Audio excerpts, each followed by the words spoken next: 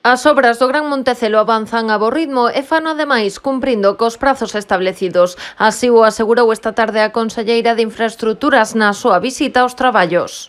O que é a estrutura armada desta actuación que se forma parte do basamento con 5 plantas e logo a torre de hospitalización en Z con 4 plantas máis, por lo tanto estamos a falar de 9 alturas. A estrutura armada está ao 60% da súa execución, como ven, pois tabiquería iniciada, tamén cuberta, estamos iniciando tamén o revestimento envolvente pois da fachada con carpintería metálica. Precisamente na actualidade o groso dos traballos céntrase na torre de hospitalización en forma de Z. A previsión é rematala antes de finais de ano. Que este mesmo ano pois alcancemos a planta 9, tamén se remate a estrutura de formigón do búnker e, como podían comprobar, estamos xa instalando as primeiras unidades de servicios modulares da hospitalización pediátrica. De cara ao vindeiro ano, Vázquez destacou a partida que a Xunta reserva nos orzamentos do 2023 para estas obras do Gran Montecelo.